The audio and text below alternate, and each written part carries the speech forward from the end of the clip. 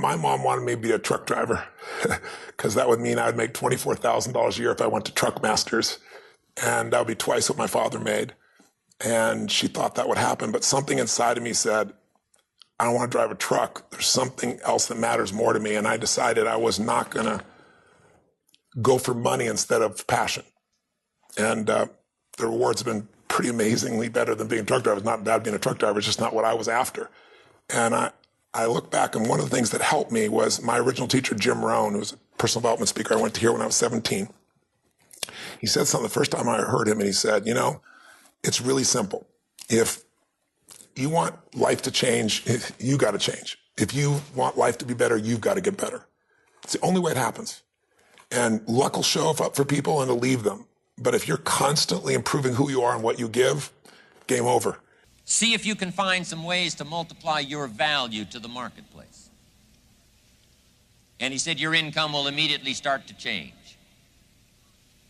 Up until then, I was hoping that the economy would change. I was hoping that my company would change. I was hoping that my paycheck would change.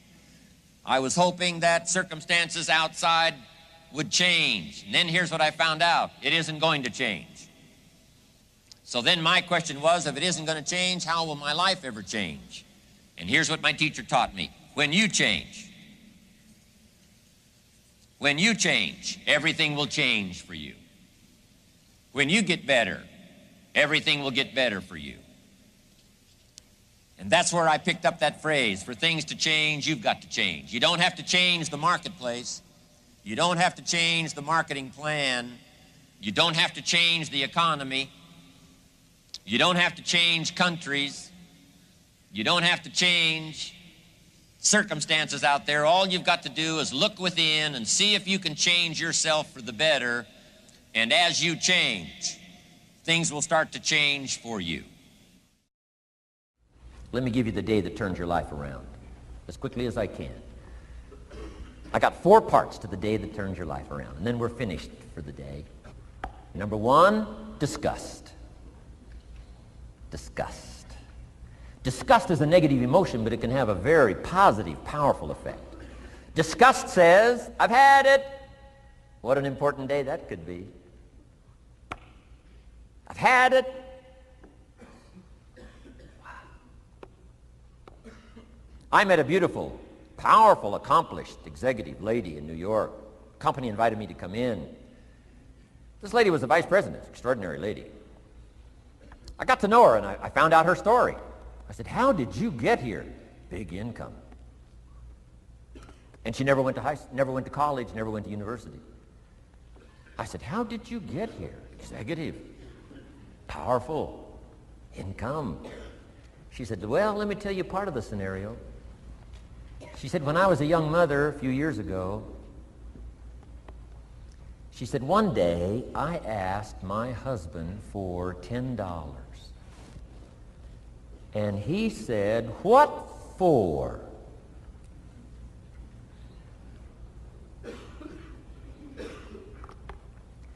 She said, before that day was over, I decided I would never, ever ask again. She said, I started studying opportunity, found it, took the classes, put myself through the schools, did the scenario. Now I'm vice president. I make a lot of money. And she said, I kept my promise. I've never, ever had to ask again. It's called a life-changing day. The day you say, enough is enough. Now, if you can add an act to your disgust, it helps. A man takes a shotgun to his car, blows out every window, destroys every tire, puts 100 rounds in it, and says, I've driven this embarrassing thing for the last time. And then he saves it. He saves it. And later when somebody says, how did you become rich and powerful? He says, let me show you this car. One day I'd had it up to here, I blew it to smithereens. Enough is enough. Powerful. Here's the last 3. Next is decision. Decision making is a life-changing day. If you went home today and in the next few days cleaned up a list of decisions, it could furnish enough inspiration for the next 5 years, 10 years. What an inspiring day, the day you can bring yourself to decide. And here's the third one, desire, wanting too bad enough. Who knows the mystery of that? We don't know. But here's something I do know. Sometimes desire waits for a trigger, waits for something to happen. Who knows what the happening may be? A song, the lyrics, a movie, the dialogue, a seminar, a sermon, a book, an experience, confrontation with an enemy, a conversation with a friend who finally levels with you. Whatever the experience it is, it's so valuable. And here's my best advice. Welcome all experiences. You never know which one is going to turn everything on. Don't put up the walls. The same wall that keeps out disappointment keeps out happiness. Take down the walls. Go for the experience. Let it teach you. And here's the last one. Resolve. Resolve says I will. Two of the most powerful words in the language. Benjamin Disraeli said, nothing can resist a human will that will stake its existence on its purpose. Shortly put, I'll do it or die. Best definition of resolve I got from a little junior high girl, Foster City, California. I'm going through some words one day. I got to this one and I asked the kids, who can tell me what resolve means? Some didn't know, some tried. Interesting. The last one was the best. Little girl about 3 rows back, she said, I think I know, Mr. Owen. I said, what? She said, I think resolve means promising yourself you will never give up. I said, that's the best I've ever heard. She's probably giving seminars somewhere today, right? I mean, that's the best I've heard. I asked the kids, how long should a baby try to learn how to walk? How long would you give your average baby? Before you say, hey, enough's enough. No. Any mother in the world would say, you're crazy. My baby is going to keep trying what? Until. What a magic word. I want you to write it down. Until. Promise yourself you'll read the books until your skills change. You'll go to seminars until you get a handle on it. You'll listen to it until it makes sense. You'll go for it until you understand it. You'll practice it until you develop the skill. Never give up until, however long that is. Step by step, piece by piece, book by book, word by word, apple by apple. Walk around the block, walk around the block. Go for it. Don't miss the chance to grow and resolve that you'll pay the price until you learn, change, grow, become.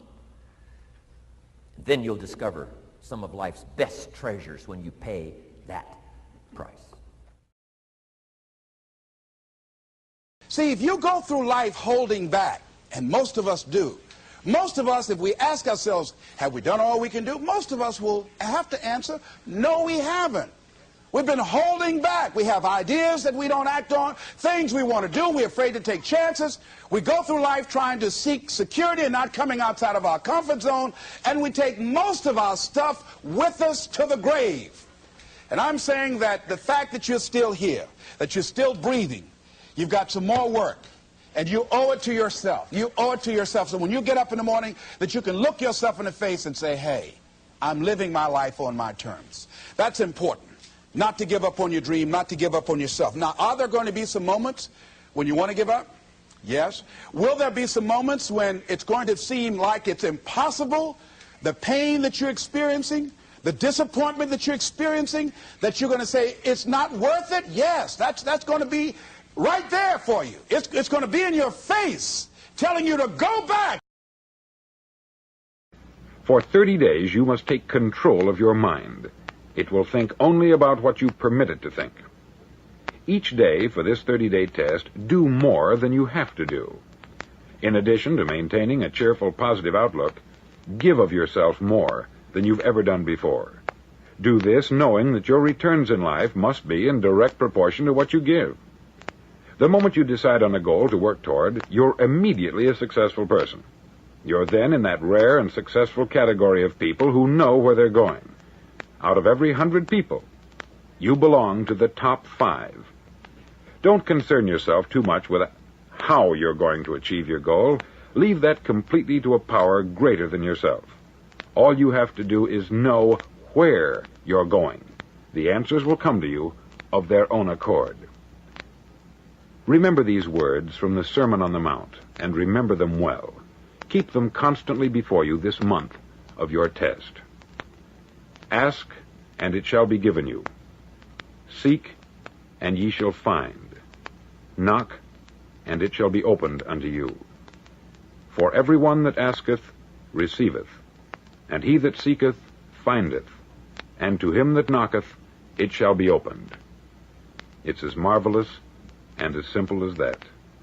In fact, it's so simple that in our seemingly complicated world it's difficult for an adult to understand that all he needs is a purpose and faith. For 30 days, do your best. If you're a salesman, go at it as you've never done before, not in hectic fashion, but with the calm, cheerful assurance that time well spent will give you the abundance in return you deserve and want. If you're a homemaker, devote your 30-day test to complete giving of yourself, without thinking about receiving anything in return, and you will be amazed at the difference it makes in your life. No matter what your job, do it as you've never done it before for 30 days. And if you've kept your goal before you every day, you'll wonder and marvel at this new life you've found. Dorothea Brand, outstanding editor and writer, discovered it for herself and tells about it in her fine book, Wake Up and Live. Her entire philosophy is reduced to the words, act as though it were impossible to fail.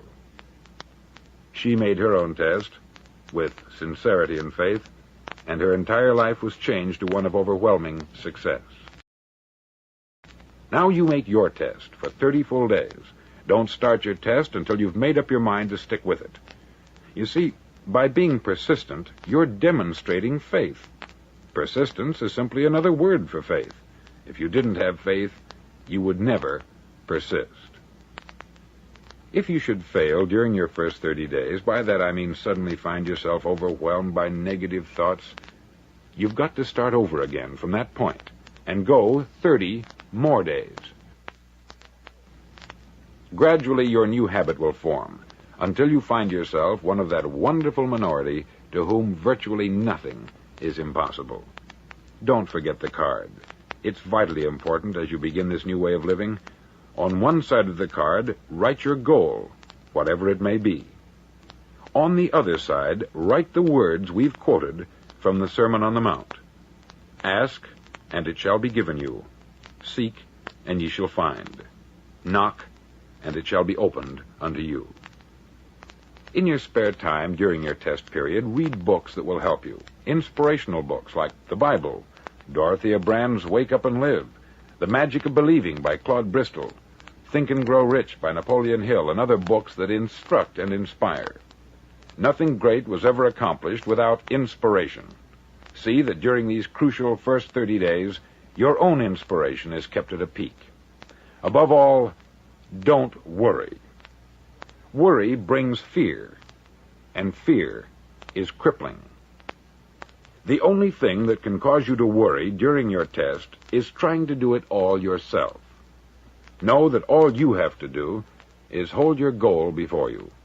Everything else will take care of itself.